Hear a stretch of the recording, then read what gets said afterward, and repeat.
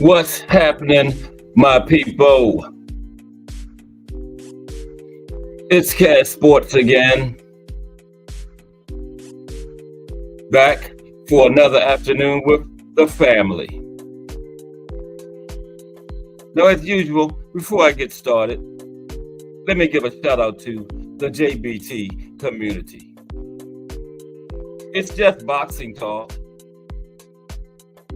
We're a group of people that just love to talk boxing. And we're always looking for others to join us. And you don't have to have a channel or podcast or anything like that. The only requirement is you just have to love to talk boxing. That's all. Mike Masick. Salute, my brother. How are you this afternoon, Mike? Mike Masick in the building. And Miss Cass, hashtag JBT, in the building today, off work, joining us this afternoon. But welcome to another episode of Cat Sports, the History Channel, aka the Boxtorian. This is the Tuesday afternoon edition. How is everybody this afternoon? Got the week started, a couple days in now. Everybody should be about over that weekend. Back to the grind. Come chill out with Cat Sports for a couple of hours. Get some boxing history. And whatever else we decide to get off into today. Now, today we're going to be talking about the middleweight division. Okay? And a brief profile on 10 stars that campaigned in the division. 10 former fighters, that is. And we're also going to look at the rivalry between Sugar Ray Robinson and Jake LaMotta. Okay. Majority of that was at middleweight. I think the first fight, I don't know, Sugar Ray might have been still at welterweight. I know Jake was at middleweight, but the majority of that rivalry was fought at middleweight. 6 fights. We're going to take a look at that today. And just enjoy ourselves for these next couple of hours. Okay? You know how we do it over here at Cat Sports. Playing your history, okay? And other aspects that get us to that point where the two fighters end up in the ring, mixing it up, okay? I cover everything else. So something about Boots and Cody Crowley today. They talking like that's gonna be a thing on the Canelo undercard for Cinco de Mayo. All right. Well, I know one thing. Cody's gonna be right there. He's not gonna it's not gonna be a Curran type performance. Because one thing, Cody is a come forward type fighter. And plus, Cody doesn't have the feet to do what Curran did. Okay, so yeah. That might be one of Boots' early stoppages. We just have to see how tough Cody is, how much he can take. I don't think he's going to be another Vila performance either. Nah, Cody ain't going to last that long. Haven't heard anything about Vila since that fight. That guy took a beating that night. Yeah. They should have stopped it a little sooner. Is Vila damaged goods now? We gotta see. They haven't even talked about scheduling a fight for him. I hope he got paid well. They had offered Cody Crowley the Boots fight last year, but Cody had turned it down, but Nash being ordered, he'll lose a spot in the rankings. If he doesn't take it. I'd rather see Boots than Barrios. I think Barrios has a little bit more to offer than Cody. Cody's just going to be a punching bag. But how's everybody doing this Tuesday afternoon? This is Cast Sports, the History Channel. Usually wait till about 2:30. A few people can get in before we get started.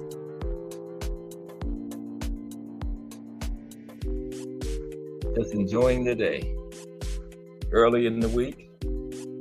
We got Andy Cruz back in here this weekend.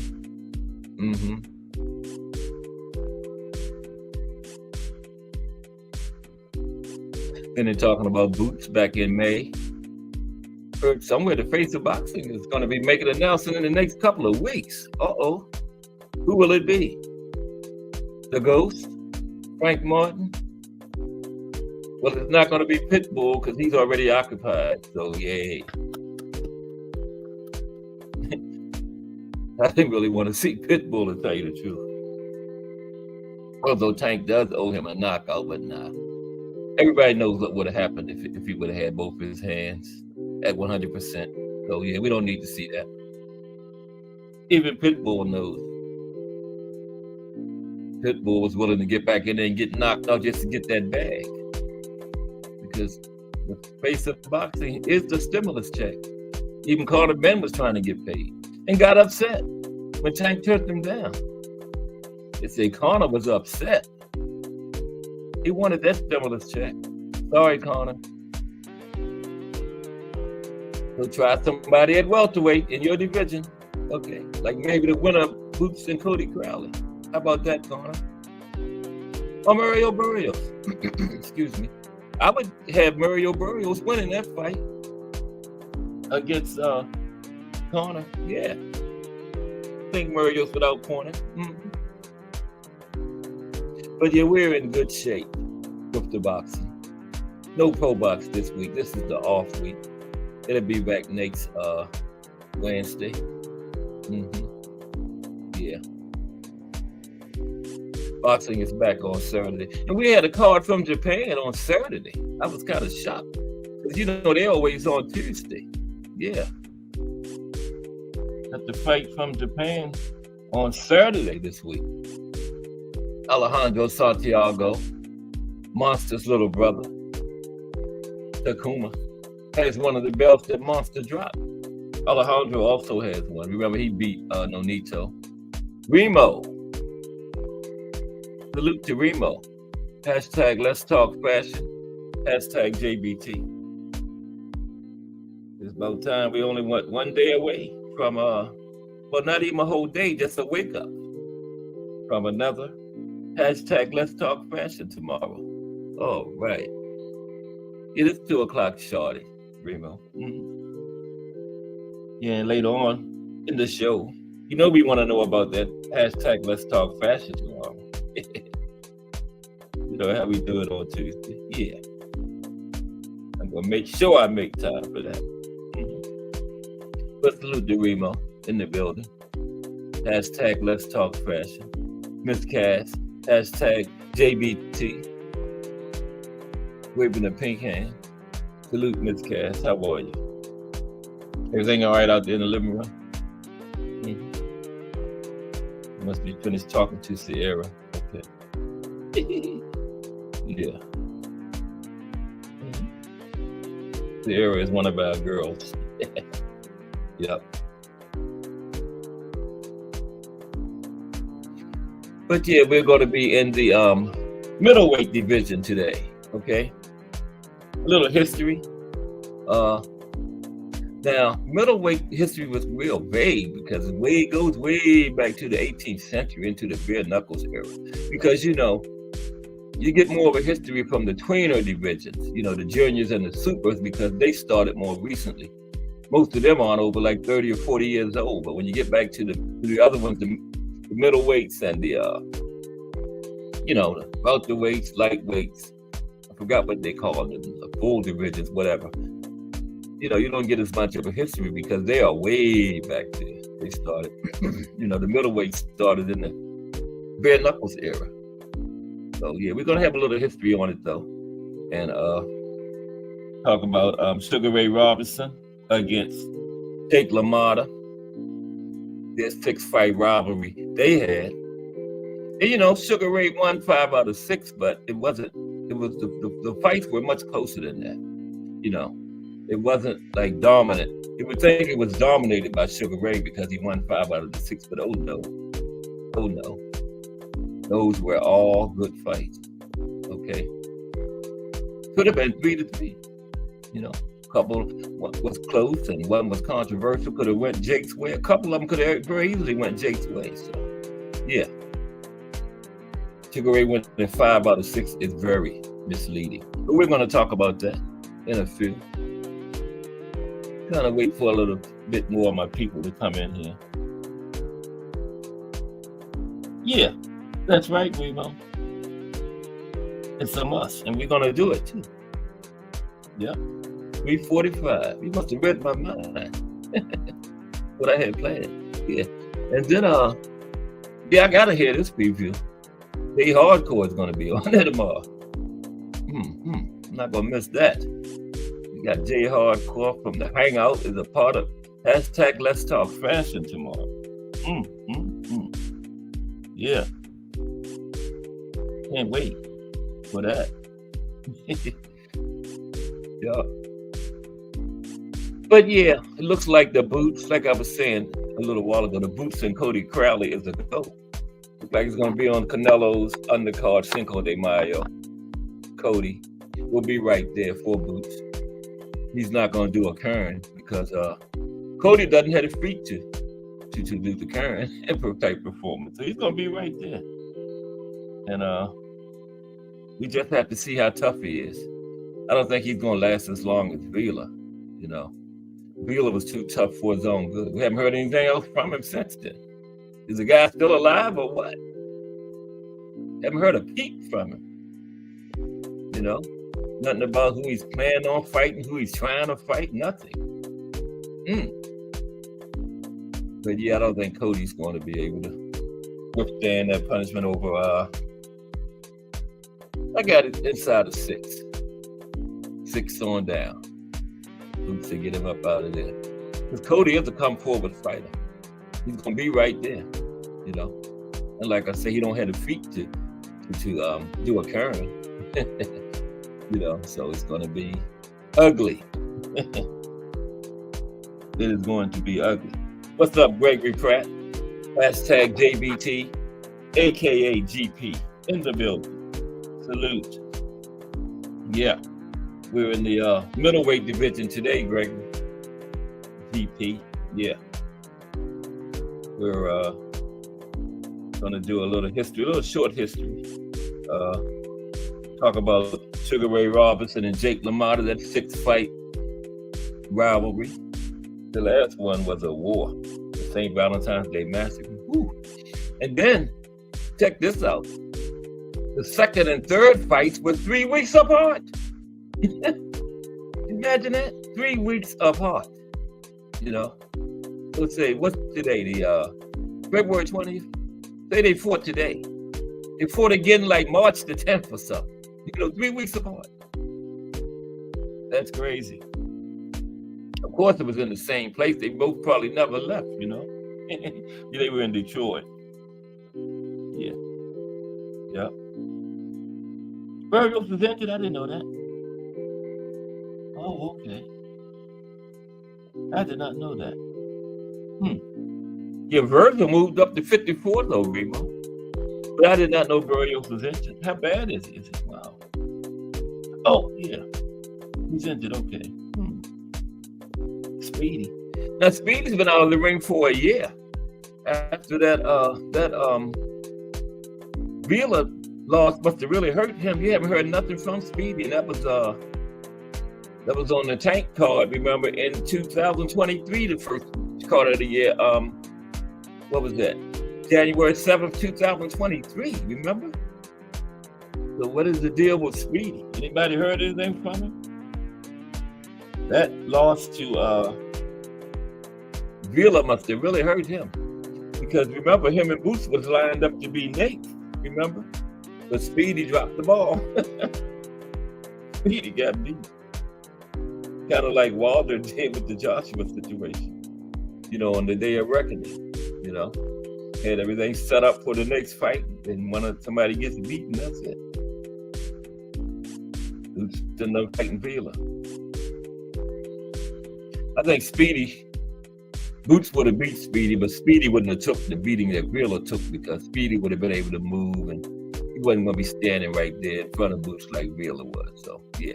Mike Rhyme in the building. What's up, Mike?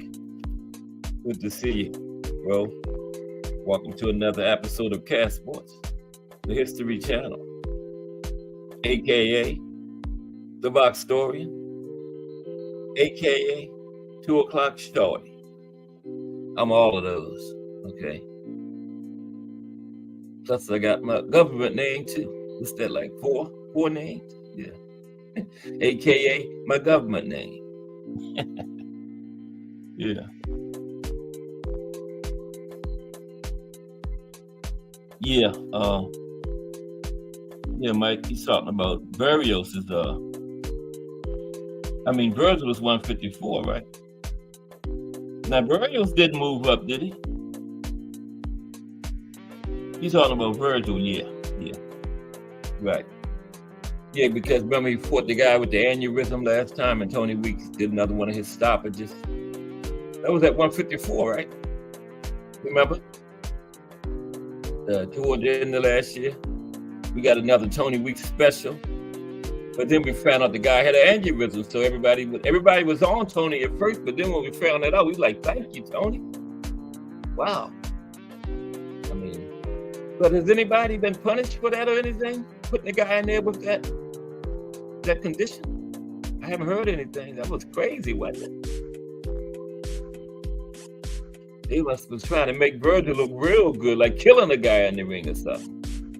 Damn, Golden Boy. That was crazy. Yeah. Because I was on Tony at first, after the Barroso stoppage with Rolly and then that one, but then Tony did the right thing releasing that information. Tony was like, y'all not going to be on me. It wasn't my fault. I didn't want to have it on my hands. I don't blame him after what we found out, That's crazy, man. The guy must have needed a bag bad to even get in the ring with that. Lucky he being able to spend it. He better thank Tony. He might not have been able to spend the bag if Tony would have let that thing go on. It's Virgil is heavy-handed. I guess Tony took all that into consideration. Like if Virgil hit this boy right, man, it could be over for him. Really over, all the way over. So yeah, but Tony did the right thing, I think. Yeah. Okay, we're gonna get ready to start talking about the middleweight division, and then we're gonna look at the rankings and stuff. Current champions at middleweight, the rankings and stuff. Look at Sugar Ray Robinson and Jake LaMotta, the 6-fight series they had. It was much closer than 5-1 for Sugar Ray. That's very misleading. Sugar Ray did not dominate the series like that. He did win 5 out of 6 fights, but no, could have very easily been 3-3. Because a couple of those fights could have very easily been given to Jake with no argument. But Sugar Ray got the nod, 5 out of 6. Yeah. But that last one, the St. Valentine's Day Massacre. Woo. Have y'all ever watched that, the St. Valentine's Day Massacre? Nowadays, they needed to have Tony Weeks refereeing that, because they definitely needed that stopped earlier. Should have had Tony for that one. Because Jake, man, Jake just wasn't going down. He didn't go down. It got stopped, but Jake never went down. Yeah. And back then, you had to literally knock a guy out. It was not too many stoppages, Wasn't too many TKOs. You had to knock a guy out back in them days, most of the time. But thankfully, the referee finally did stop that one because Jake was taking a beating. I guess that's why it's called the St. Valentine's Day Massacre. February 14th, 1951. And we're going to touch on all of that. I'm telling y'all all about the fight before I even get to that part of the show. Stopcast. So how is everybody doing this Tuesday afternoon? I'm doing okay. Everybody made it through their work day okay? That's good. Tomorrow is hump day. And guess what else tomorrow is? Hashtag Let's Talk Fast. And make sure you're in here at 3:45 because Remo's going to come up and give us a preview. And guess what else? Jay Hardcore is going to be on there tomorrow. So you don't want to miss this one. Our own Jay Hardcore from the Hangout. Yeah. And Jay Hardcore was talking about thumbnails this morning. I ain't bragging, but that one I got today is fire. That thing, it's not fire, fire. That thumbnail I got today, I ain't bragging, but that thing is fire. And Jay was talking about thumbnails in the Hangout this morning. That thumbnail I got today is fire, ain't it? Marvin Hagler and Thomas Hearns. Not bragging. What's up, Aunt McQueen? In the building. Salute to Aunt McQueen. Just entered the building. We get ready to start talking about the middleweight. Super middleweight was yesterday. The middleweight division. Nick LaMotta and Sugar Ray Robinson's rivalry. That thing was serious. Yeah. Okay. Let's get ready to do it. It's just about 2:30. Everybody's had enough time to get in. And they'll be along. I don't see the mayor of YouTube boxing yet. Lonnie Lee will be along. BN Boxing News. They'll be here. Okay. So let's get started. Now, the history, it's this division. These, I don't know what they call them. The middleweight, lightweight, not the tweener divisions, the others. They go so far back, man. It's just hard to get a clear history on them, Yeah. But I'm going to give you what I got. But everybody okay this Tuesday afternoon? No pro box this week. We got two cards Saturday though. Andy Cruz back in there. Alejandro Santiago. Edgar. I hope Edgar don't bite nobody this time, man. And who else? Oh, the Monster's little brother. I've never seen him fight. Takuma Inoue. I'm going to see him this Saturday though. Takuma Inoue. He has one of the belts Monster dropped, as a matter of fact. Yeah. Alejandro Santiago has one of them too. Oh, you did? Okay. Did you just do it, Remo? Let me check it. Yeah. I got to start checking my emails more. Y'all like that thumbnail though, man? I think it's fire. It's like a drawing. I found that on, I Googled it, found it on, I put in Thomas Hearns and Marvin Hagler fight, and that's one of the pictures that came up, and I said, ooh, I'm using that right away. Yeah. Okay. Remo got me looking for this email. But I'm supposed to be doing my show. But it's no big, I can do two things at once, not many more than that. Okay, there it is, yeah. Yeah, but I'm gonna check it out, Remo. Thank you. But let's get started on this. We'll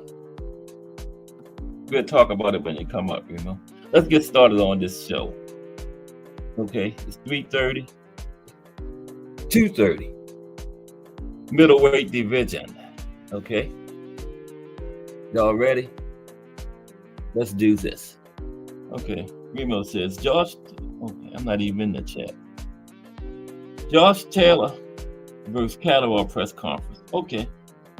Ben Fire. Okay. When is that fight? Okay, so they have a press. I didn't even know they were having a press conference today. Wow.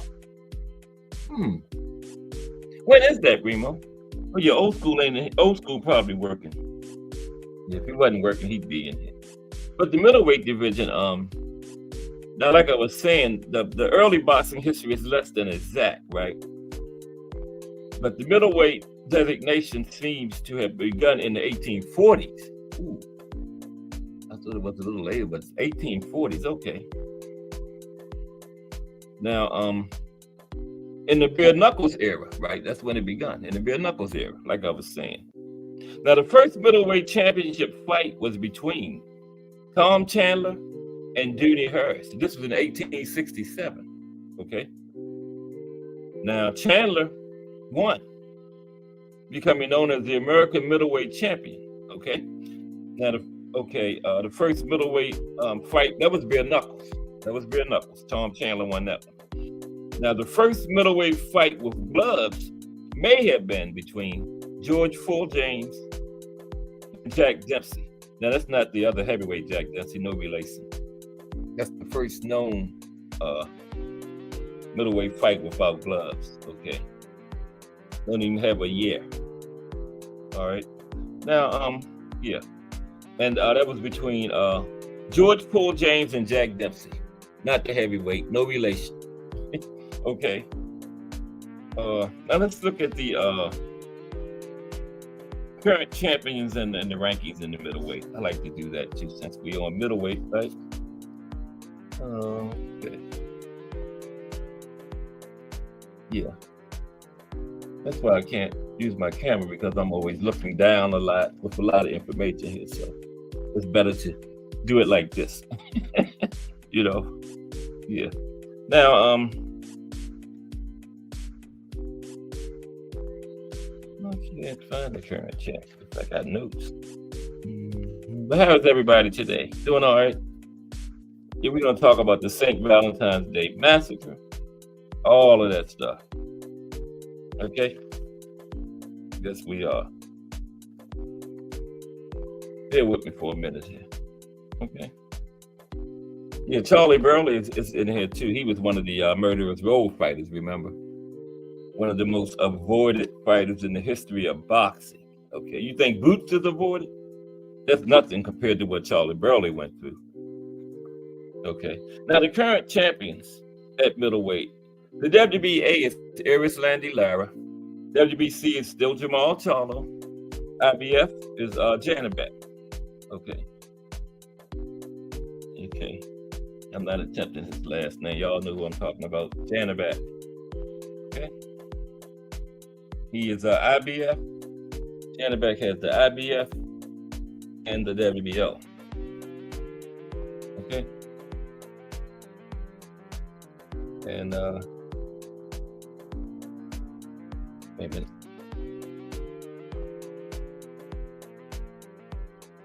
Okay, that's who I'm talking about right there. Y'all know Janabek. Y'all pronounce it for yourself. Now the current rankings in the middleweight division. Now these rankings are by the TBRB. That's called the Transnational Boxing Ranking Board, and they are a group of 50 boxing writers and record keepers from around the world, right? Not associated with any promotional company or sanctioning body or anything. And I look at them as part of the most non-biased. Everybody got a little bias, but that's part of the most non-biased group are these writers and record keepers. So I use their ranking. Number 1, they have Gennady Golovkin. 2, Carlos Adames. 3, Jaime Munguia. 4, Chris Eubanks Jr. 5, Janabek. 6, Eris Landy Lara. They got 2 of the champions, 5 and 6. I don't know about you, TBRB. This might be the last time I use your rankings. 7, Sergey Derevyanchenko. 8, Felix Cash. 9, Esquiva Falcao. 10 is Michael Zafara. Okay, yeah, that might probably the last time I used their rankings. You got 2 of the champions, 5 and 6. But hey, that's because you're champion, you know. As they say, belts don't mean all that nowadays. Okay. Now, let's look at this rivalry between Sugar Ray Robinson and Jake LaMotta. Okay, we're also going to profile Jake. I'm going to do Sugar Ray at welterweight, so you're not going to hear about him today as far as the profile on the 10 fighters. Yeah, and I'm going to do each fighter one time. Like yesterday, you didn't hear Roy Jones or James Toney because I did them at cruiserweight and light heavyweight. So when I did super middleweight, you didn't hear the name, but I probably should have put Tony at super middleweight, but I had already done it, so it is what it is, right? Okay. Ernest Johnson in the building. What's up, Ernest? Good to see you again, bro. How are you today? Man, I got too much going on here. Salute to Ernest Johnson in the building. We're talking about the middleweight division, Ernest. Right now, we're going to go over the 6-fight series between Sugar Ray Robinson and Jake LaMotta. And like I was saying, Sugar Ray won 5 out of 6 of them, but it wasn't really that dominant. The fights weren't really dominated like that by Sugar Ray. That's misleading, okay? He did not dominate Jake like that in the series. He just happened to get it could have very easily been 3-3, from what I saw. But anyway, on October, Sugar Ray Robinson versus Jake LaMotta. Okay. On October 2nd, 1942, one of the most memorable and celebrated and unforgettable rivalries in boxing history began. Okay. October 2nd, 1942 was the first one. All right.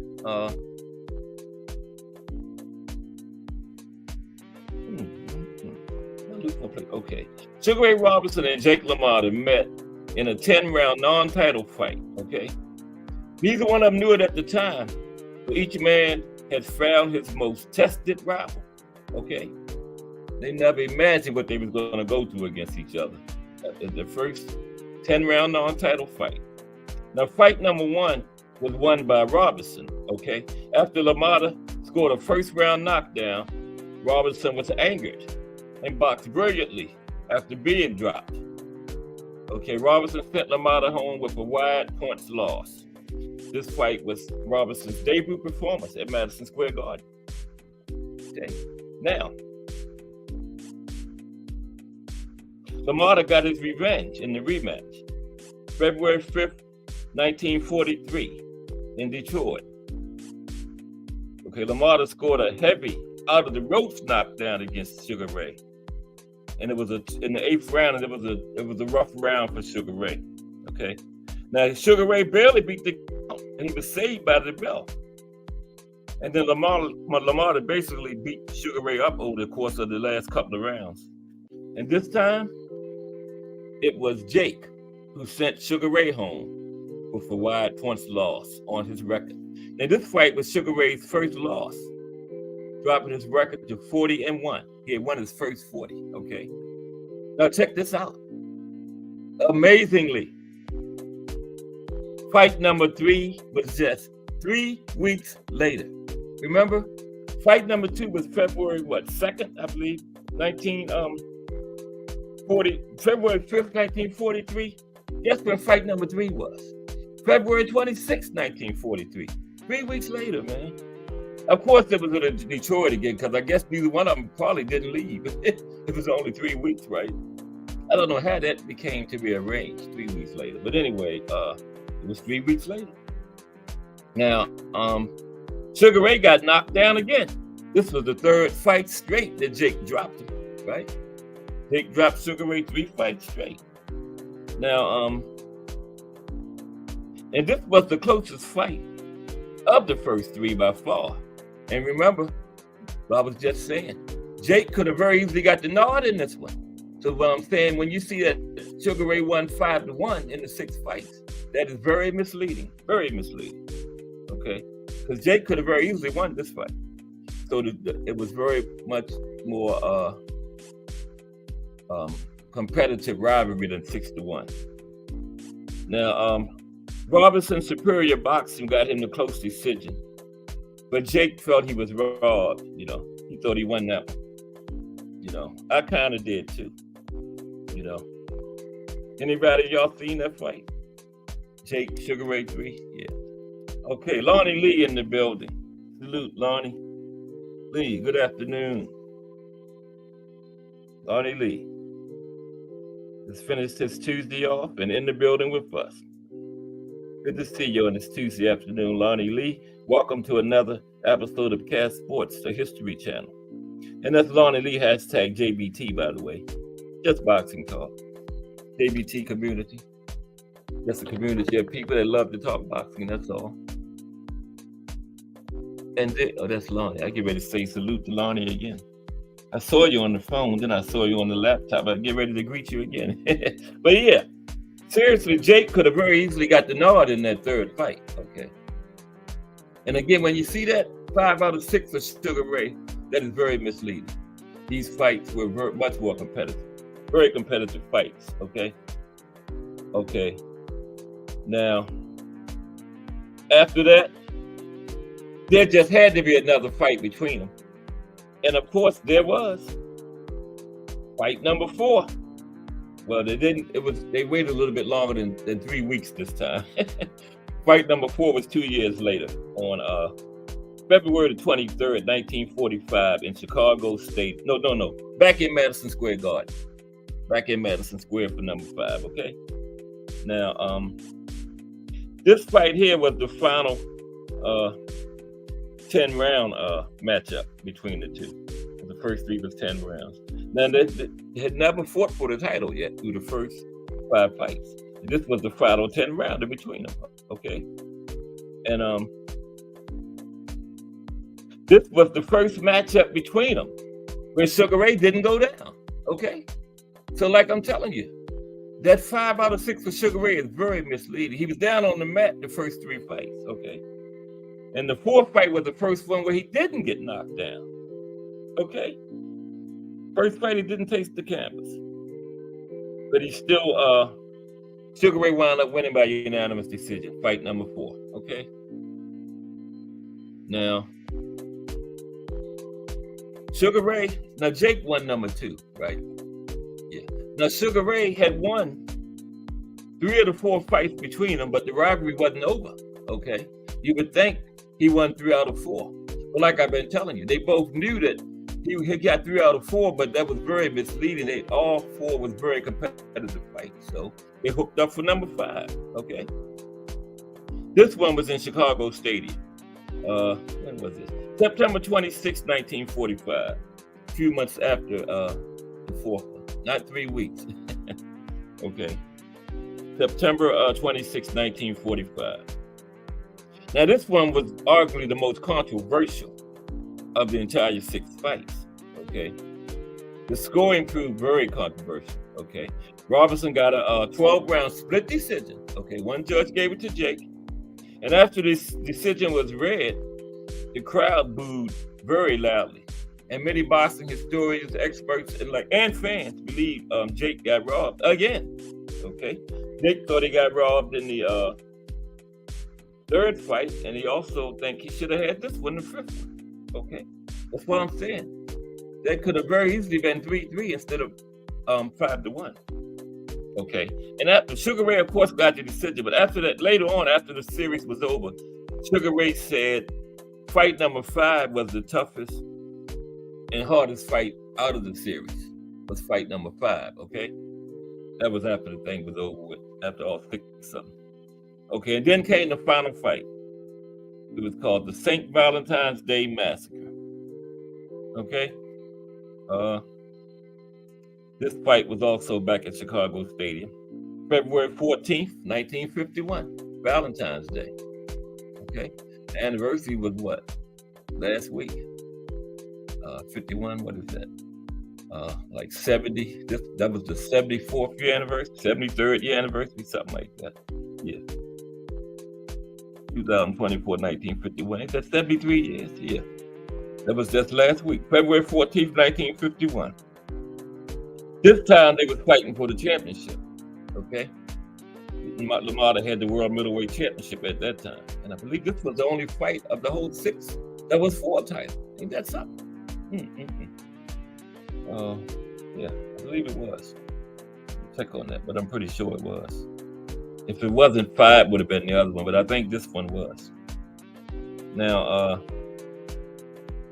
this was Jake's 3rd title defense, okay? This time he was going up against his middle rival, Sugar Ray Robinson. Brutal fight, man.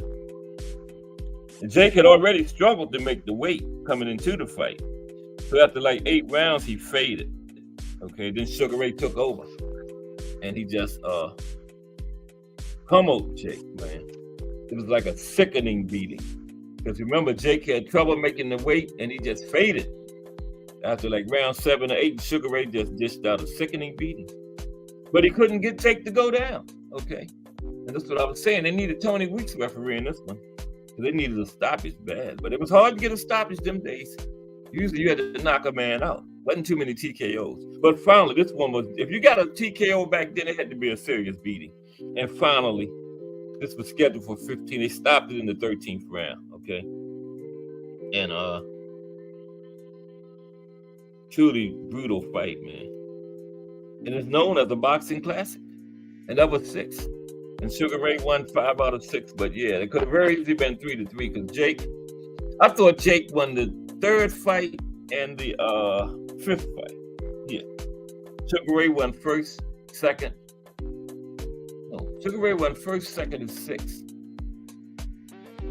No, Sugar Ray won 1st, 3rd, 4th, and 6th.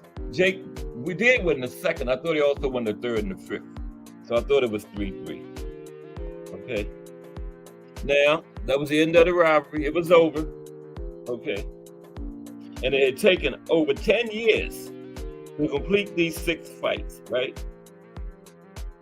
Total for over 60 rounds between the two. And although Robinson won the series 5-1, okay, but 3, with the close fight in number 3 and the very controversial decision in number 5, could have very easily ended this series at 3-3, okay? Now, in the era of boxing now that we live in, it is barely imaginable for fans to imagine that type of rivalry that these two had, you know. Yeah. Jake LaMotta and Sugar Ray Robinson. Classic. Get a chance. Watch those fights. That was classic. Yeah. Ernest seemed like he didn't seen them. Some of them. Yeah. Okay. Let's talk about some of the old middleweights from back in the days. Okay. Everybody okay this Tuesday afternoon? Yeah, no way I could be on camera because I'm constantly looking down and turning pages and, you know, yeah. It's a podcast, okay? Podcast means audio, okay? So, first we're going to start out with, I'm trying not to turn them so loud. We're going to start out with, now Remo got a fashion show. He needs camera, okay? This is a podcast, not a fashion show, okay? Oh, come on, Cass. What are you doing? Okay, I'm trying to find my list of fighters that I'm going to go. Okay, yeah. We're going to start off with Charlie Burley, one of the Murderous Road fighters. Okay? Thomas Hill ain't even in here. Okay. He put me down with Murderous Road a while back. Okay.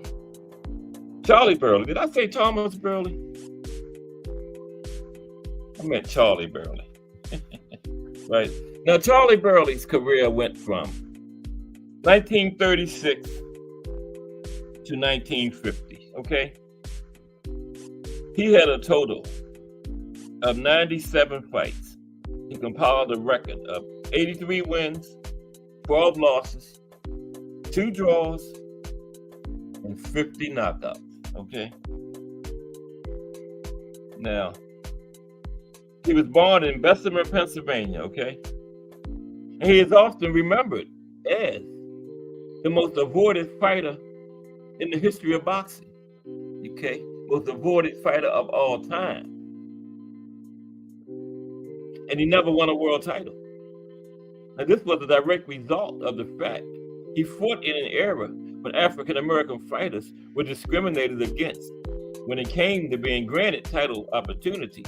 And also, he fought around the time World War II occurred, and that provided further complications. Okay. Now, Burley was one of the highly avoided murderous role fighters. I can't even read my own writing. Let's switch. Burley was one of the highly avoided murderous role fighters, which was the most exclusive men's club the ring has ever known, right? They were so good and so feared and avoided, they had to have their own tournaments, amongst each other. That's how hard it was for them to get fights. It was like 6 of them. Yeah, Sugar Ray ducked him, Ernest. You're 100% right. Sugar Ray Robinson ducked him. And Sugar Ray admitted one time, okay, that in his prime, he doubted if he could have beat Charlie Burley. He said that in an interview.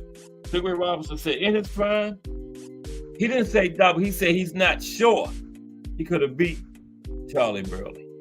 Okay? That's what he said. Now, they were so avoided, they had to have their own tournament. Okay? Checking my likes. Oh, yeah, likes looking good. Somebody just hit it. Must have been a warrior. Nobody came in. Thank you, warriors. Okay. Yeah, they had to have their own tournament, man. Now, Burley is thought by many boxing historians to be the best of the murderous role fighters, best of the group, okay? He was a great technical fighter. He had an unorthodox style, great jab, could punch from any angle, very good counter puncher, and he was very hard to hit, okay? Now, his best win came against Archie Moore, the Mongoose. Archie Moore was one of the few stars in that era that was willing to face Burley. Here we go, Ernest. Sugar Ray Robinson even avoided Burley, okay? Now, Archie Moore gave Burley very high praise, saying, when he fought Burley, he said Burley gave him a boxing lesson. This is Archie Moore, one of the greatest light heavyweights of all time. And legendary trainer Eddie Futch said Charlie Burley was the best fighter he ever seen. And that's high praise. Eddie Futch trained Joe Frazier, in the era of Muhammad Ali, George Foreman, Larry Holmes, all of them. That Eddie Futch. He said Charlie Burley was the best fighter he had ever seen. Okay? Now that's very high praise. Yeah, and the Sugar Ray ducked him. He sure did. Oh. Okay. We got plenty of time. We're going to get an update. We're going to get a preview of tomorrow's hashtag Let's Talk Fashion. Starring Remo, co-starring Jay Hardcore himself tomorrow. But yeah, that Jay Hardcore from the Hangout. It's going to be on hashtag Let's Talk Fashion. Jay said he can put it on. So yeah, don't miss that one.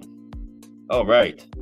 Now who's next on these former middleweight stars? 160 to one. What is middleweight? 154 to 160. No. Yeah. Right? 154 to 160. Isn't that middleweight? I guess. Yeah. Let me make sure. I got a brain lock. Somebody tell me if I'm right or wrong. Damn. Guys, damn well what middleweight is, man. It's 154 to 160, right? Yeah, okay. Next up, it's going to be a guy by the name of Tiger Flowers, and my phone keeps messing up on me. Hope I don't lose this. Okay, Tiger Flowers will be next. There's Showtime. What's up, Showtime? The guy passed. Showtime, the guy passed in the building. What's up, Showtime? How are you today? We are talking about the middleweight division, Showtime. We did a little history, talked about Sugar Ray and Jake LaMotta. And now I'm talking about 10 former fighters from the division. We just got finished talking about one of the highly avoided murderous role fighters, Charlie Burley. He's known as one of the most avoided fighters of all time. And along with, I think, got the other guy's name, one of the best fighters to never win a championship also.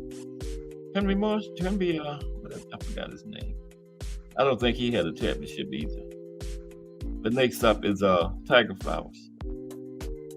Okay, bear with me for a second. Okay, here's Tiger Flowers. Now Tiger Flowers, his career went from 1918 to 1927. I just like that era back there for some reason. I'm sorry, y'all. I just like that era, back in them days, man. Because they fought. It wasn't too many TKOs and that kind of stuff, man. You got in there and fought, And they fought a lot of times back then. It wasn't 15 rounds. It was like 30 rounds, 40 rounds. I forgot the guy's name. Fought 42 rounds. He broke his arm in the 34th round. Fought the last 8 with one arm. And a round. He didn't have no 3 minutes. A round was when somebody got knocked down. That's when the round ended, okay? When somebody got knocked down. And the fight ended when somebody didn't get back up. Okay? I just like that era, man. Yeah, but it's all good, Showtime. Good to see you. A pleasure to have you aboard. Cast Sports, the History Channel. But let's talk about Mr. Flowers, Tiger Flowers. From 1918 to 1927.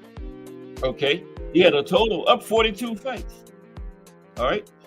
He had a record of 119 wins, 15 losses,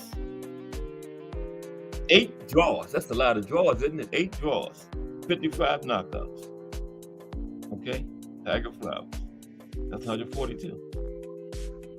Now, he was born in Camilla, Georgia. Okay. Tiger Flowers. Born in Camilla, Georgia.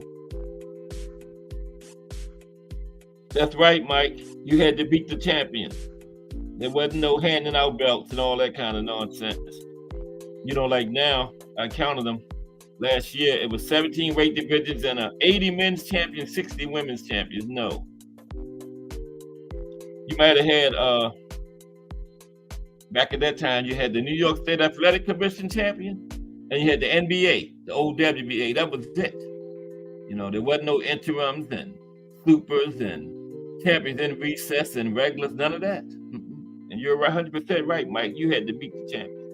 When nobody giving up no belts back then, you had to take it. Great point, Mike, Ryan. Yeah. Now, Tiger Flowers was born in Camilla, Georgia. He had an uphill battle from when he started his career. But when he was in the ring, he was a whirlwind of constant energy. Okay. He was the first African-American middleweight boxing champion in history. Because remember, he went all the way back to 1918. Oh, wait a minute. Might have been before that. Yeah, 1918. That was correct. And he was the first African-American middleweight champion in history. Paved the way for Marvin Hagler, Jamal, Lara, champions now, right? Tiger Flowers was the first one. Way back then. Very talented southpaw. Fast-paced work rate. Could punch from all angles. Hard to hit. He could evade blows just with his head movement, okay? Good defensive fighter, Tiger Flowers. Fought everybody, okay? Now, his chin was kind of suspect, but he had a heart, He, would get up off the mat, and his will to win got him through a lot of tough battles. He had a lot of fights with Harry Greb. He's on here too, okay? Yeah, they had some classic battles. He beat a lot of top fighters, like Johnny Wilson, Ted Moore, Frank Moody, 3 of the big ones from that era, middleweights. And then he learned, that's when he got his first crack at middleweight champion, Harry Greb, okay? And at that time, Flowers always said that, he was the real champion, but, because of his race, he couldn't get the shot. But when he finally got the shot against Greb, and he beat him, okay? He got the title. He also got wins over young Bob Fitzsimmons. Bob Fitzsimmons was a bad boy, too. Ray Newman, and Eddie Huffman. Tiger Flowers, first African-American middleweight champion. Okay. Remember, the Queen's coming up too. Some nice prizes. Going to be 3 winners, 3 nice prizes, first, second, and third place. And the quiz is going to be from anything I've said in one of my lives. Like, who was the first African-American middleweight champion? Tiger Flowers, right? Okay. Next up is Harvey Greb, the guy that Tiger Flowers had some classic battles with at middleweight. Okay. Okay, Harvey Greb. I went the wrong way. Wait a minute now.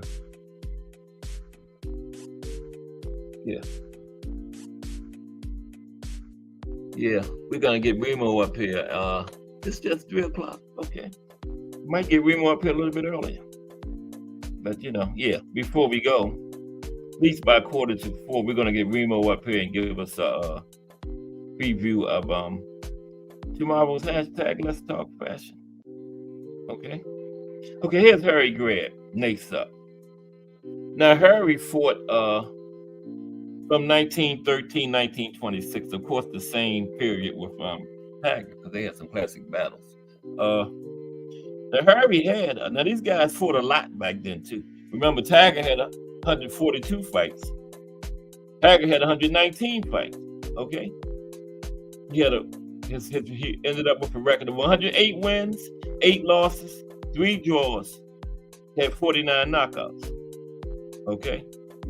He was the NBA middleweight champion. That was the old NBA turned into the WBA in 1962. And just like I just said, they only had 2 bodies back then. They had the NBA or the New York State Athletic Commission Championship. That was it. It wasn't no 15 champions in each division like it is now. Okay? They just didn't do things like that. And like Mike Rhymes said, nobody gave you a belt. You had to beat the champion if you wanted the belt. Okay. There wasn't no franchise or somebody get vacated and hey, it's yours now. No. You had to get in that ring and earn it. You weren't willing to get in that ring and fight the champion, then you didn't become champion. Simple as that. Like Ric Flair said, if you want to beat a man, you have to beat the man. Remember Ric Flair? The wrestler. If you want to beat a man, you have to beat the man. Okay. Now that's a very simple statement, but it's ingenious. If you want to beat a man, you have to beat the man. Right? Now Harry Greb. Okay. Harry was from Pittsburgh, Pennsylvania. Well, that's where he was born at, Pittsburgh, Pennsylvania. Okay. Now he started his career early. He took on everybody too. He went all the way from welterweight all the way up to heavyweight, but his most success was at middleweight. Okay, but he went from welterweight to heavyweight. Wow, that's a wide range.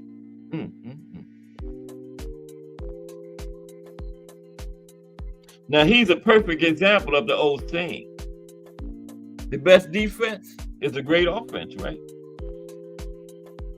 He threw so many punches in each round. His opponents didn't have time to fire back at him.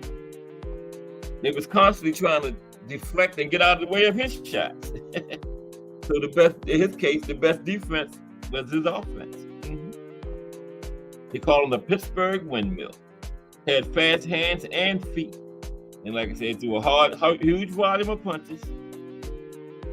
He liked to overwhelm his opponents from all angles. Okay? Had amazing stamina. And his defense was underrated, okay? Because he was so offensive, right? His defense was highly underrated. There's Naheem. Now say your name one time, Naheem. Naheem, the Shine Top Boxer Pro, the Peace, the what? Welcome to the 2027. This Peace, 2027, there you go. Peace and salute, Naheem. Good to see you again, bro. Good to see you again. And that's you. Here, Naheem. You've been here enough. You are now a moderator. Everybody's a moderator in here. Because that's all come in here as moderator type people. But salute, Naheem. You're a moderator, so you better keep coming back. Okay? But just joking. Salute to Naheem, everybody. Back in here again. Okay, now we were talking about the middleweight division, Naheem. Now, I was on Harry Grieve. Yeah. He was such an offensive fighter that his defense was underrated, but he did have a good defense, right? He's known as a pound-for-pound great. And a lot of his accomplishments came from his a lot of his reputation came from his middleweight accomplishments, right? His wins at middleweight include Brian Downey, Ted Moore, Pat Reed, beat Johnny Wilson for the championship. He held it between 1923 and 1926. What is so amazing about Greg, he fought several fights in his career, check this out, blind in one eye, okay? Despite that, he still had dominating wins, blind in one eye. Ain't that amazing? Harry Greg. Y'all hear that? He was blind in one eye for part of his career. Next up is Emil Griffith. Okay, Emil Griffith. Okay. What's going on in the chat? Everybody is punching on that like. Yes. Naheem is back again with us. Oh Lord, what happened? Naheem is back in here with us again. Life is good. And next up, who did I say? Emma Griffith? Yeah. Everybody all right this Tuesday afternoon? Tomorrow is hump day. No pro box this week, but we got 2 cards Saturday. BN Boxing News in the building. What's up, BN Boxing News? I know you hit the like BN Boxing News. And y'all don't forget, I know everybody in here now is subscribed to BN Boxing News. Naheem, if you ain't, that's another part of your JBT channel, BN Boxing News. Go over there and subscribe to him. Always putting out fire content. Okay. BN Boxing News. Just put in, just like it is right there in the chat, BN Boxing News. Okay. Go over there and subscribe to him. Salute BN Boxing News. We're in the middleweight division today. Now we're talking about Emil Griffith. Okay. Now Emil fought from 1958 to 1977, closer to the modern era. When is the modern era anyway? Everybody's talking about the old timers era, the modern era. When did the modern era start? I know Emil Griffith fought from 1958 to 1977. Is that the modern era? Because I truly don't know. But he fought from 1958 to 1977. What's that, 19 years? Yeah. Now, he had 111 fights, 85 wins, 24 losses, 2 draws, 23 knockouts. So 85 wins, 23 knockouts. Probably safe to say that he wasn't a knockout artist, right? Okay, Emil Griffith. Now he was born in St. Thomas, U.S. Virgin Islands. Moved to New York. Had a successful but brief amateur career, right? Successful but brief amateur career. Before setting his sights on the pros. Now, he was not a power puncher. I just said that, yeah. But he had 85 wins, 20-something knockouts, yeah. Not a power puncher, right? But he had an excellent left hook. Jab and left hook. Excellent combination. Jab, left hook. Okay. And good body puncher, too. Good counter puncher, too. But he also could fight inside. Okay. He could maul his opponents. Good at slipping shots. Okay, hope this thing don't go up. I shouldn't have said that. Now, when he first started, he was more of a power puncher. But he had a fatal fight. Guy died, Benny Perry. And that changed the way he fought. You know, when the guy died after the fight, Benny, I think I mentioned that before about Benny Perry dying against Emma Griffith. And when that happened, Emma changed his way of fighting. Because he was a power puncher, but he stopped punching as hard after that. Yeah. Yep. Now, took on all comers at middleweight. Ended up being a two-time champion. Also was a legendary at welterweight before he moved up to middleweight. Okay. Now, he actually won the title in his first fight at middleweight. Okay. Isn't that something? He beat Dick Tiger. He's on this list too. 15-round decision. Then he defended it twice before he lost it. Then he regained it. He beat Nino Benevenuti. Nino was the one that took it from him. Then he got it back in the rematch. Okay. Emma Griffith, two-time middleweight champ. Avenged this when he lost his title. He avenged it. Used to be a power puncher, but remember I told you about it before. The guy died after fighting him, and he changed his whole way he fought. He didn't punch as hard anymore. Yeah, I can see how that would affect you. Guy died in the ring against you. Yeah. Okay. Next up is the marvelous one. See, this is just by alphabetical order. Marvin Hagler. Now, if I was doing by best, oh man, Hagler probably would be number 2. I probably would have Sugar Ray on that. I would have Sugar Ray number 1 at welterweight and middleweight, probably.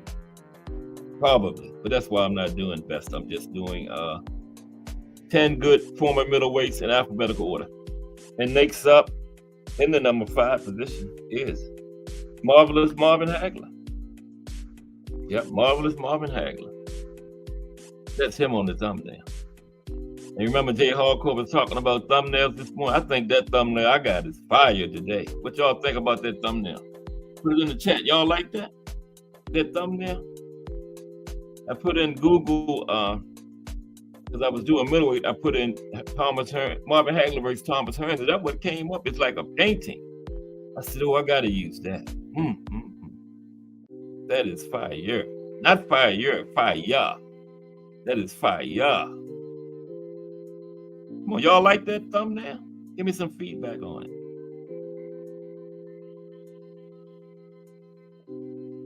Okay, let's talk about the marvelous one since nobody don't want to say nothing. Okay, Marvelous Marvin Hagler. He fought from 1973 to 1987.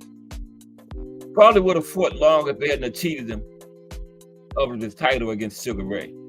Okay, he probably would have fought longer than that. But yeah, I appreciate you being Boxing News hitting the like button. I already know you did, bro. But I still appreciate it. Hagler fought from 73 to 87. Would have fought long if they hadn't cheated him. He had 67 fights. He had a final record of 62 wins, 3 losses, 2 draws, 52 knockouts. Okay. Now, of course, he was born in Newark, New Jersey. Made his home in Brockton, Massachusetts, right? Everybody know that. He took the boxing early.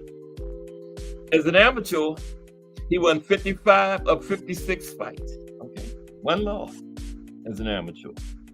Called himself, of course, Marvelous Marvin Hagler.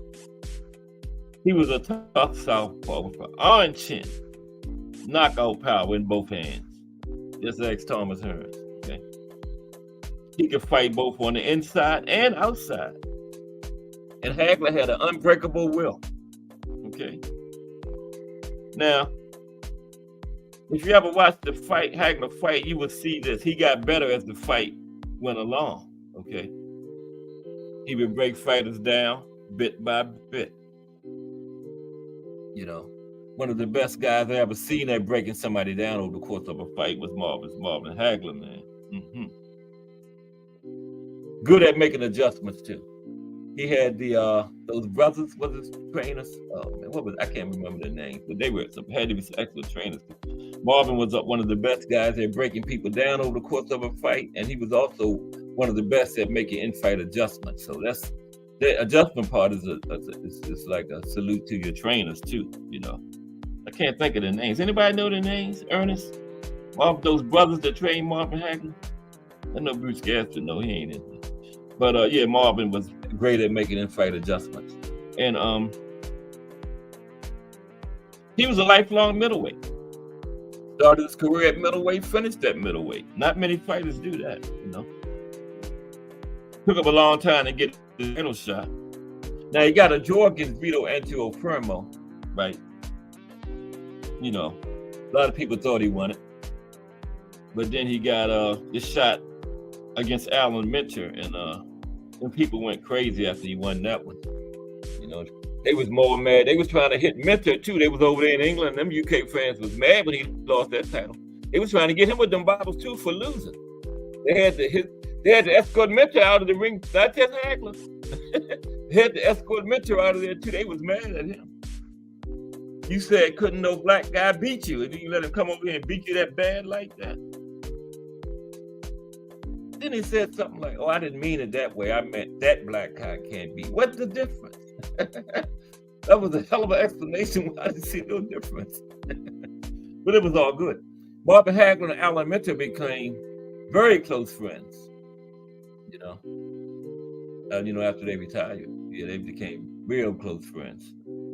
Marvin Hagler and Alan Minter. Yeah, I think his name was Alan Minter, right? Yeah, the English guy he beat for the title. Was it Alan? Yeah. Pretty sure. Yeah, Alan Minter, that's right. Yeah. They became very close friends. Now, when he was on his way to the title, he beat top guys like Benny Briscoe, Sugar Ray Seals, Bobby Watts. Those some of the big names from the middleweights in the late 70s, early 80s. Sugar Ray Seals, Benny Briscoe, Bobby Watts. Yeah. After winning the title, he went on a tear from 1980 to 1977. Okay. Beat the likes of Vito Antuofermo, the guy he had to draw with. He gave him a title shot. He beat him this time. Roberto Duran, Thomas Hearns, John McGarvey, Sugar Ray Leonard, but they cheated him. But yeah, I put Sugar Ray Leonard on the list of the ones he beat too. Okay. That's right. Beat Marvin Hagler in the 80s, beat Vito Antuofermo, Roberto Duran, Tommy Hearns, John McGarvey, and Sugar Ray Leonard. Okay. Marvelous Marvin Hagler. All right. Who is next? Next is B-Hop. Bernard Hopkins. Yeah. B-Hop at middleweight. Yeah. B-Hop went through a few divisions, but I got him at middleweight just as well as any other one. B-Hop was a bad boy. He holds the record for the oldest man ever to win a championship. I believe it's 52, I think. Yeah. Bernard Hopkins. All right. Now he had 65 fights. His career went from 1988 through 2016. Now that's modern era, right? 2016. I think I can safely say that's modern era. B-Hop went from 1988 to 2016. 55 wins, 8 losses, 2 draws, 32 by way of knockout. Okay. B-Hop is from Philly, Pennsylvania. He learned how to box while he was serving a prison sentence. Okay. Now upon his release, he turned professional. Fought his way up the ladder. Now he was initially a brawler when he first started out, right? But slowly developed into an old school boxer. B-Hop was good off the back foot, right? Y'all know that. B-Hop could box good off the back foot. Good counter punching, right? And good at breaking fighters down. Good body snatching. Called himself the executioner. like I said, old school boxer, used a lot of feints, good footwork. Now, B-Hop did play a lot of mind games. Accurate jab, like I said, good counter punching. Always was in outstanding shape, right? 50-something years old, winning the title. Had to be in outstanding shape. And just like Archie Moore, B-Hop seemed like he got better with age. Okay. Never neglected his training. Always wanted to smoke against the best, too. That was B-Hop. Okay. Now, he lost his first shot at the middleweight title to Roy Jones, but he kept plugging away. Eventually, he won the championship. He beat Segundo Mercado, right, for his middleweight title. Then he set the record in title defenses, won 20 in a row, 20 title defenses in a row between 1995 and 2005. Among his victims were Antoine Eccles, Felix Trinidad, and Oscar. Oscar fought everybody, man. Oscar De La Hoya fought every damn body. B-Hop got Oscar with that body shot, though, remember? I know y'all remember that. Yeah. Okay. I'm keeping track of the time. 3:20. Okay, next is Jake LaMotta. Talk about the Raging Bull real quick. We got Jake LaMotta in here. Okay. Now, Jake fought from 1941 to 1954. And what we got after Jake? Just 3 more. So we'll make it. We'll get Remo up here and give us a preview of this week's Let's Talk Fashion as soon as I finish. I got 3 more. Should be finishing about 3:35. Okay. Jake LaMotta. Again, he went from 1941 to 1954. Okay. My chat's always quiet. Y'all be listening on it. You better listen because that quiz coming up. I got 3 nice prizes, man. First, second, and third place. So questions can come from any of these anything I see in here. Trying to get Miss Cass to give me some money so I can buy these prizes. Yeah. Okay, Jake LaMotta. Ooh, Jake had 106 fights, 83 wins, 19 losses, 4 draws, 30 knockouts. Now, you know what's strange about Jake, though? With his fighting style, he was a brawler, up close, slugger.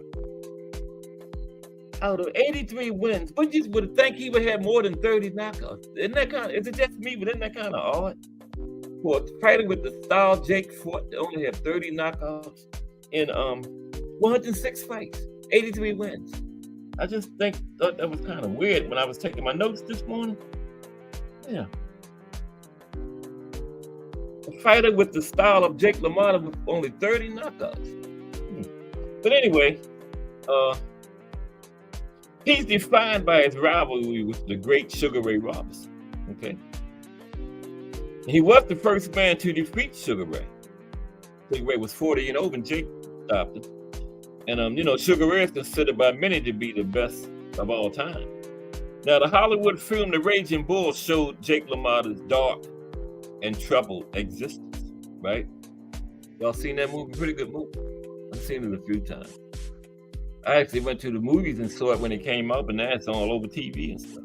Now, Jake was a memorable part of the golden era for the middleweight division.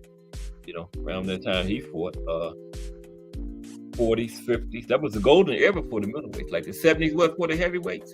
40s, 50s was for the middleweights, no doubt. Sugar Ray was in that era. Yeah. Now, he was a relentless, come-forward brawler with an incredible chin. That's why I say it's kind of strange. Out of 83 wins, he only got 30 knockouts. An aggressive, come-forward brawler, relentlessly come forward, right? Kind of like who now?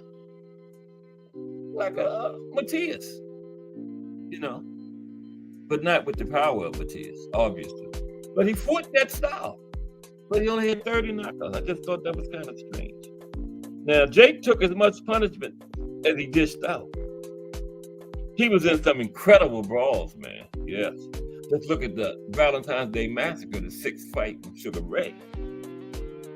Now, like I said, it would be safe to say a Jake LaMotta fight was fan friendly. Okay, you can bet the farm on that. Jake LaMotta fight's going to be fan friendly. Now he lost 5 or 6 to Sugar Ray, but like I was saying, that's very misleading. Those fights were much more competitive. You would think that it was just dominate. He was dominated by Sugar Ray, but no. Calling it the Bronx Bull. Okay, he won his first middleweight title in a 10-round stoppage against Marcel Cerdan. Very good French fighter. He was in my top 10 Europeans, Marcel Cerdan. He was killed in a plane crash. He was on the way over here to fight somebody, actually. Now, he won his first title on June 16th, 1949. His most memorable defense of his title came on September 13th, 1950 against Laurent Dauthou, when Jake was behind on all the cards, and he got the stoppage with 3 seconds left in the fight. Oh boy, that sounds like me and Al Booker's fight. Meldrick Taylor and Julio Cesar Chavez, and Richard Steele stopped it with 2 seconds left. Okay. Now, besides Sugar Ray, Jake faced many other big names from that era, including Marcel Cerdan. Listen to these names. If you know anything about the 40s and 50s middleweights, just listen to this. This is the murderous roll of middleweights from the 40s and 50s. Marcel Cerdan, O'Neal Bell, Billy Fox, Bob Satterfield, Holman Williams, and Burt Lytell. And you Google middleweights from the 50s, I guarantee you 5 of those 6 names coming up as soon as you Google it, okay? Jake fought all of them. Now, he was inducted into the International Boxing Hall of Fame in the inaugural class of 1990. Yup, Jake LaMotta. Okay. All right, 3 more to go. Then Remo. Okay. Carlos Monzon is next. Bad boy, Carlos Monzon. Yeah.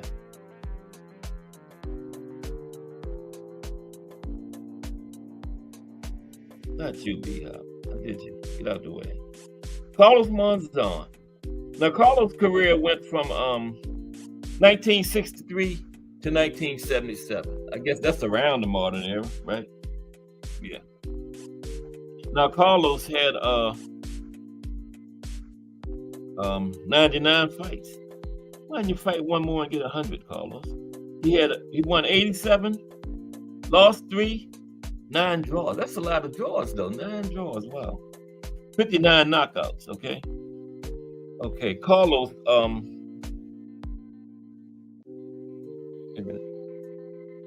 Yeah, Carlos. Great middleweight. Born in St. Javier, Argentina. One of the best Argentinian fighters ever. Okay. Now, he had a decent amateur career. He showed skill and promise immediately when he got into the professional ranks, okay? He fought best for mid-range, right? Or outside. Had a nice long jab. And then he followed that with a nice long right hand, okay? Now, he was a natural sharpshooter. Great footwork. Great counterpuncher. He could box circles around his foes, using a jab and right hand combination to pile up points. Without a doubt, he was the best boxer ever to come out of Argentina. I think so. I agree with that. Okay. He could bang way up close, and if he needed to, he could skate around the ring and control the fight from the outside. Accurate, hard jab. Called himself Shotgun. That was his nickname. He beat Tommy Bethea, Carlos Estrada, Eddie Pace. Then he went for the undisputed middleweight title. I think it was probably like 3 belts. I know the WBO went around. Against Nino Benevenuti. He knocked Benevenuti out in 12 rounds. Proved it was no fluke. He beat him again. Second time, he did it in 3 rounds, okay? Defended his championship 14 times between 1970 in 1977. The undisputed was 2 belts then. It was just the WBA and the WBC, right? And he retired as champion. Among his victims were Emil Griffith, Benny Briscoe, Jose Napoles, and Rodrigo Valdez. That was a bad boy there, Rodrigo Valdez, man. Yes, Carlos Monzon. I should have did Rodrigo. I forgot all about Rodrigo Valdez. Wow. Yeah, he was a bad though, Rodrigo Valdez. Yes, I'm gonna watch some of his fights later. Okay, next one is Dick Tiger. And I'm about done. Yeah, Dick Tiger. Right on time. Got like 15 more minutes. We're gonna look at hashtag Let's Talk Fashion. A blend of fashion, sports, and entertainment. Okay. Hashtag Let's Talk Fashion. What did I say? Dick Tiger? Yeah. Okay. Dick Tiger. Fought from 1952 to 1970, 18 years. Okay. 81 fights. 60 wins, 19 losses, 3 draws, 27 by way of knockout. Okay. He was better known. Well, his real name was Richard Thetu, Thetu, better known as Dick Tiger, born in Nigeria. Eventually moved to England to pursue his career as a boxer. He learned his craft while serving in the military. Okay? He actually trained servicemen in hand-to-hand combat. He beat Joey Giardello, Holly Mims, Gene Armstrong, beat Gene Foreman for the crown.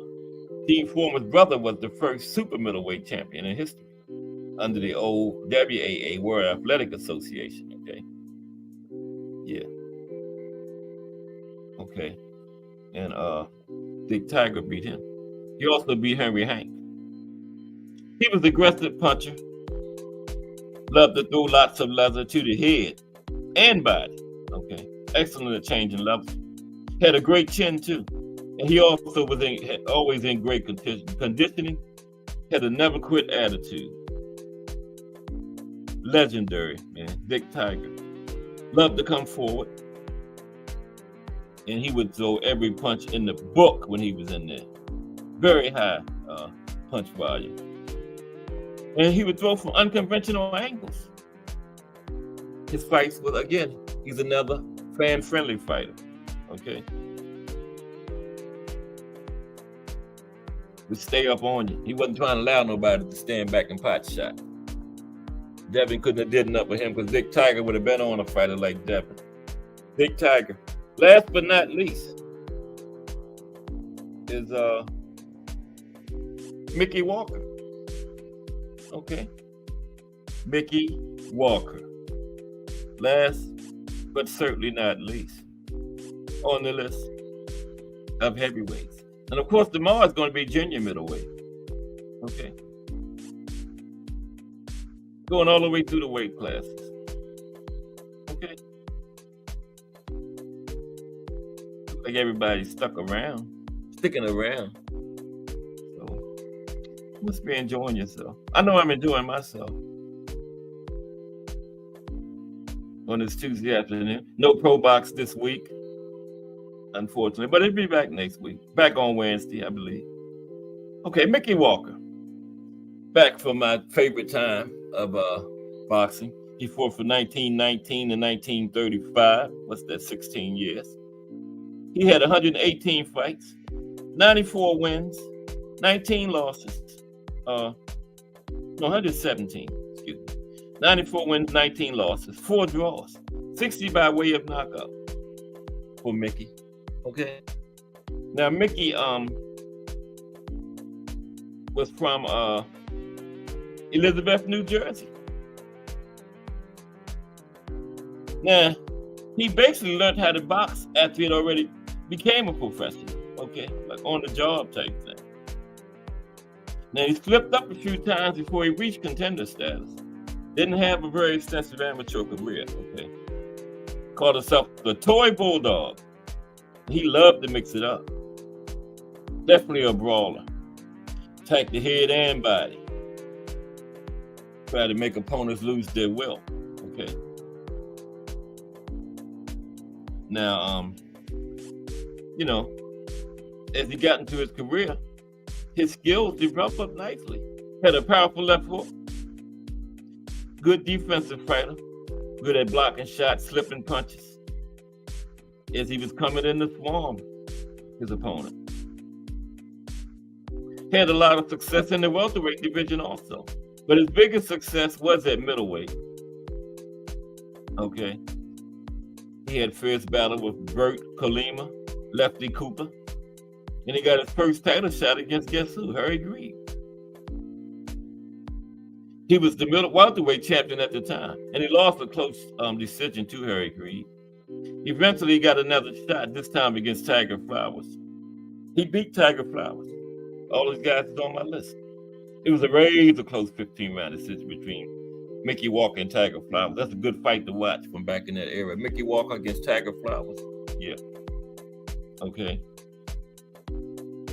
Yeah, Mickey got the nod against Tiger. Very close fight. Could have went either way. Mickey Walker. There it is. Okay.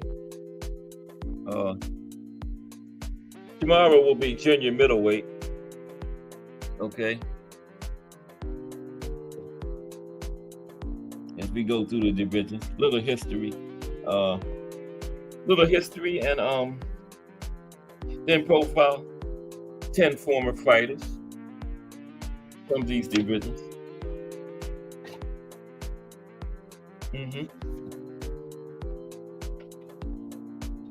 Yeah.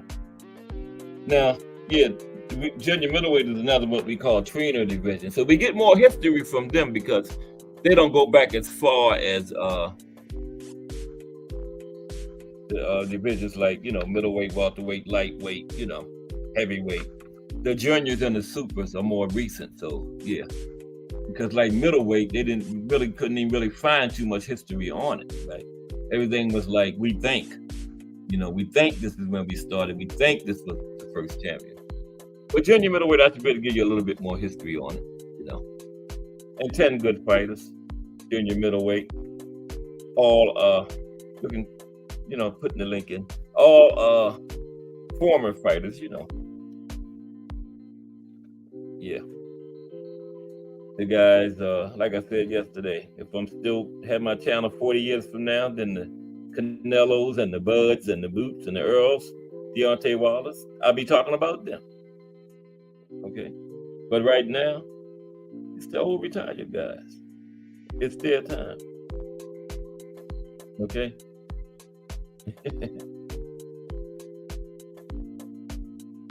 Because this is history. And I'm talking about history from 2-3 years ago. I'm talking about way back then. This is Cash Sports, the History Channel.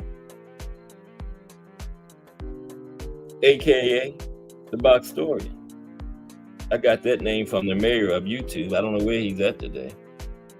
Well, I haven't seen Al Booker in a couple of days. He's been in the hangout though. I haven't seen Tim Layton in a while.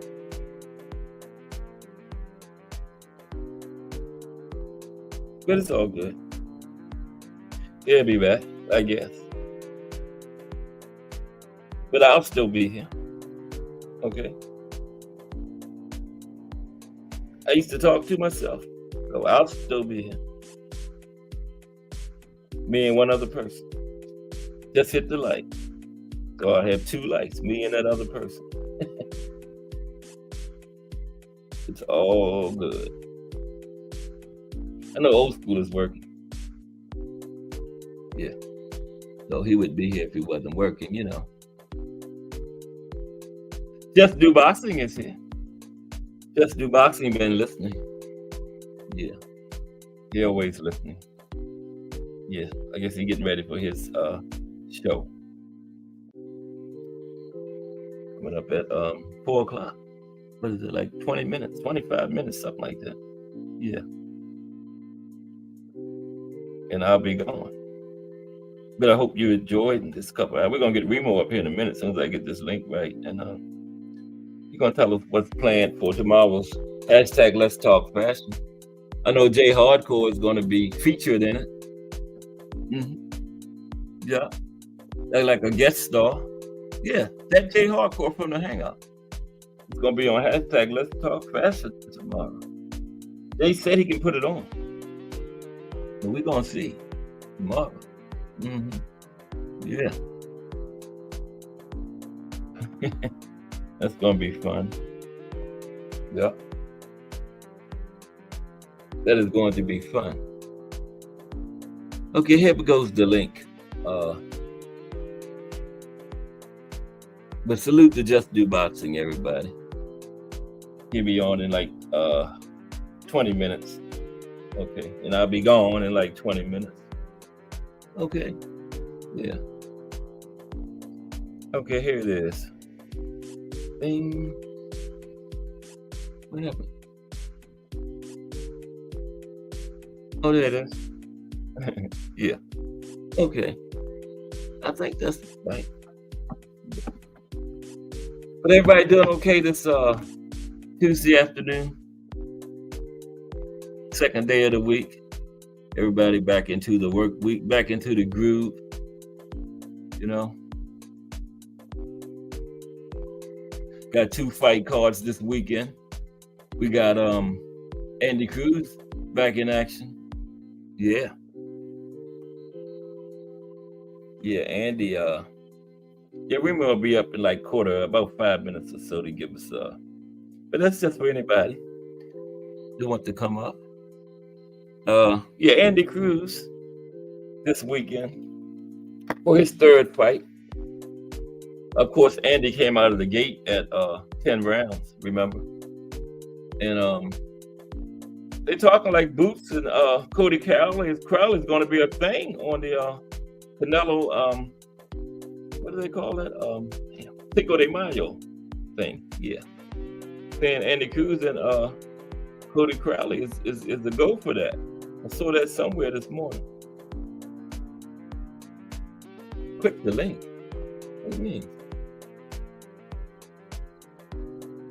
Oh, shoot. Hold on, Remo. Hold on, Remo. Let me see. I'm always messing up. Okay.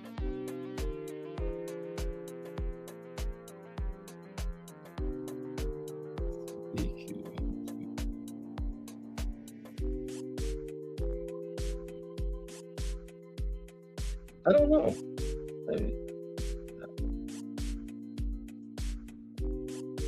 Oh, Lord. I don't know what's wrong.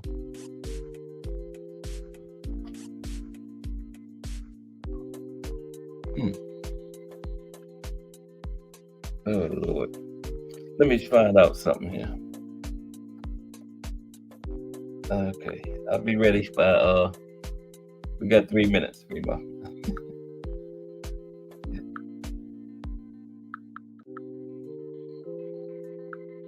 Come on.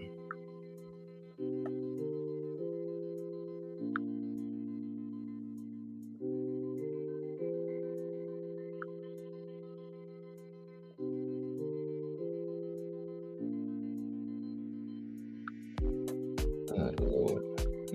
But how's everybody doing today? Okay. Getting this link right. It'll be right in a moment. I promise. Yeah, I was just talking about the fights we got coming up this weekend. Andy Cruz.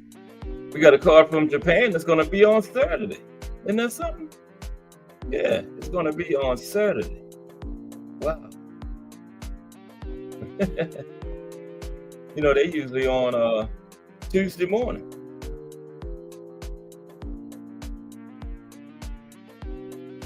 Yeah. Oh, there we go. There we go.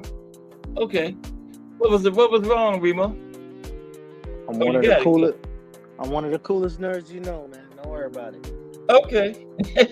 I was trying to see what I did wrong, but what's going on? Not much, man.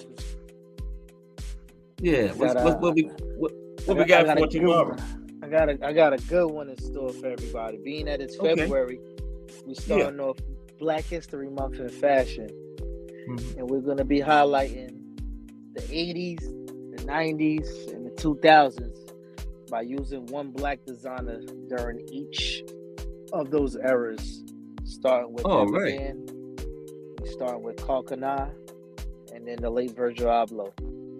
And then we also roll in our second segment. We talk with Jay Hardcore, and we discuss his birth of his fashion in and around the sports, being from DC, you know, getting in trouble and then circling it back and then enjoying life in a whole different aspect in sports. Right. And just intertwining it all together, man. It's a lovely show, man. Another 40 minutes for everybody, 40 plus, you know. Okay. Remo, it seemed like I come in. Do you have the live chat going on along with the show? No, I can't. Okay. Because, it seemed like at the beginning, it's like live. Oh, you talking about my show? Oh, yeah. Your show. Your show. If it's at 10 o'clock, as soon as it comes on, it's like a live chat. So everybody that's there watching, they can interact with each other and they can give their feedback. And after that show comes off, it just becomes like a regular stream where everybody could just watch it and play back and rewind and everything. So it just gives a chance for everybody to interact live while the show is going. So it's like, like almost like a real chat room. Yeah. While I saw that. TV. So, you know, man. I couldn't find that email. Did you say you sent me an email? Yeah. It's a commercial, the JBT commercial. Okay. So if not, it might be on the show tomorrow. You never know, you know. Yeah. But I'm really, having fun with this, and I thank you for, extending your platform in order for me to get my message across as well, man. Yeah, we're trying to get everybody going in this JBT. We're trying to get some more channels, like BN Boxing News.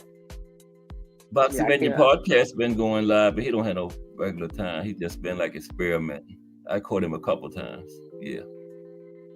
Listen, man, the stronger the network, you know what I mean? The more talent, they can't deny talent. That's it. That's right. Yeah. How you like the show today? Man, I stayed in here locked in, man. I learn everything. Every time I come here, I learn something. Can't say I ain't learned nothing. So I definitely, especially, I didn't know Bernard Hopkins held the belt for that damn long. Yeah. He sure did. I remember, don't forget the quiz now. Gonna be some good prizes. Gonna be 3 winners. Okay. Yeah. Coming up. Yeah. I'm working on a little surprise for everybody for next week's episode. Hopefully, hopefully we can get it out. But yeah, it's rolling. I'm getting the hang of it. I'm getting my flow. You know. This is about what, number 6, ain't it? Between little episodes here and there, I think we had like 8 or something like that now. Oh yeah. I was just counting the ones on Wednesdays. Yeah, but I can always catch the ones you do in between too. Yeah. Yeah. I've been we calling those fillers. Those are my little filler episodes. Yeah. Keep the streets happy. You got to get the streets a little sample every once in a while. That's right. Yeah. So that's what I've been doing. Anticipate Wednesday even more. Get those little ones up during the week. Absolutely, but I've been really having fun with it, man. I think everybody in the lane of the JBT got their own. There's nobody stepping on each other's toes because everybody has their own different format. Yeah, everybody have their own lane that they're talking about. Everybody doing something different, man. Yes, that is great. Mm-hmm. Yeah. Shout out to my boy GP. GP says he says Just is the voice and I'm the vision. So you know what I'm saying? I'm running with that. Yeah. Listen, you can't say that. You can't come out and say that you gave yourself your own nickname. If somebody anoint you, that's when you got something. So definitely salute to everybody though, man.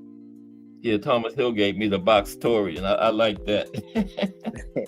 Yeah, I've been running with that one, the Boxtorian. I haven't seen him today though. You're doing what you're doing, man. For real, for real. Don't stop neither, because it's like it's always something to be learned, especially like somebody like me. I didn't grow up with the sport, so like you know, I could talk it here and there, but you know, like the history behind everything. Who fought in 1921? I don't know all of that, but I come here and I learn it. You know. Yeah, I'm learning too. Yep, I'm learning stuff too as I go along. Can't never be too old to learn, right? That's what they say. Yeah. Because you know those fights between Sugar Ray and Jake LaMotta, a lot of people see Sugar Ray won 5 out of the 6, and they think he really dominated Jake, but those were some close fights. That's misleading. You know, him winning 5 of them. Could very easily been 3-3. You know? And you can't get today's fighters to fight that much times, let alone a rematch. No. Oh, you can't even get them to fight twice. Hard to get the first one. You know? It's hard to get the first fight. Yeah. Hey, while I'm on here, did you get a chance to check out the Jack Catterall and No, I didn't. Press oh, man, I'm gonna check it out. Yeah, I saw your comment. Yeah. Oh, them guys don't got no manners over there, but they make good for TV. I don't know if it's the accent or what, but those guys, I think they be ready. I think they really don't like each other some too. I really do. Yeah, that always adds to it, but you know, as much as we got professional fighters that claim they don't like each other, and they calling each other pussies and all of that, you know, those guys. Because Catterall got kind of pissed off when he didn't get that rematch because he wanted to go for undisputed, and George just dropped the belt instead of giving him the. He got kind of pissed off behind that, man. You know, so he feels some kind of way about George. When is that fight anyway? I think I believe it's 9 weeks from now. They were saying on the presser. So you got some time. We got some good ones coming. Yeah. Listen, man, we can't get the big ones, but you know, I know they're giving us the little ones in between. They're keeping the entertainment factor correct. You know. They said something about Tank got to announce it in 2 weeks. Coach Kenny said that one night on the Rise. He said 2 weeks, so. And he usually don't put out. Coach Kenny used to be, you know, on point when he put out information. So yeah. I still really want to see what the platform looks like. Like, you know what I'm saying? Like the production factor. Are they gonna up it from what what Showtime had? Right. Because believe it or not, I'm no bias, but ESPN platform looks like Teofimo Lopez. It just doesn't look good. Like, you know, it looks dry, like almost like corny, but you know, it is what it is. They don't really put much into them for them guys. And you know, when he did his ring walk, he had like the circus thing, his last fight.